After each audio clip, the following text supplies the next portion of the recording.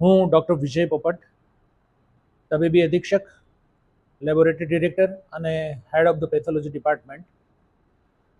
એક બહુ જ સારી સફળતા જામનગરની જીજી હોસ્પિટલ અને લેબોરેટરીઝને મળેલી છે.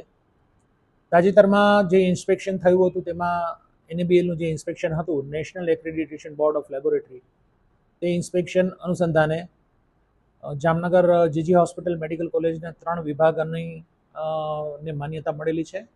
આ માન્યતા એકચ્યુઅલી આપણને 2017થી મળેલી છે. 2017માં સૌથી પહેલી આ હોસ્પિટલ અને કોલેજ હતી કે જેણે એનએબીએલની માન્યતા મેળવેલી હતી.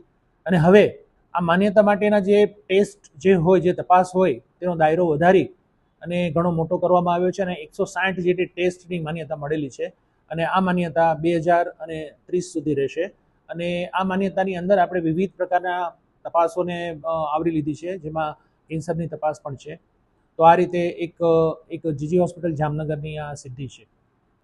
એનએબીએલ એટલે national accreditation board of laboratory. રાષ્ટ્રીય કક્ષાનું આ એક બોર્ડ છે જે કોઈપણ દર્દીલક્ષી કાર્ય માટેની લેબોરેટરીમાં જે કાર્યો થાય છે તેના માપદંડ અનુસાર અને તેનું એક જાળવણી રહે રિપોર્ટની, તેના માટેનું આ બોર્ડ છે. અને તે એક્રેડિટેશન નેશનલ કક્ષાનું છે જે આપણે અહીંની લેબોરેટરીને મળેલું છે.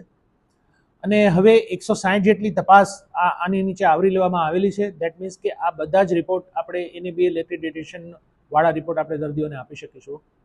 દર્દીઓની તપાસ જે વધારવાની થાય છે એ આખી જુદી વસ્તુ છે અને ટૂંક સમયમાં એ પણ ચાલુ થઈ જશે કે વધારેમાં વધારે તપાસ આ હોસ્પિટલ ખાતે ચાલુ થઈ જશે.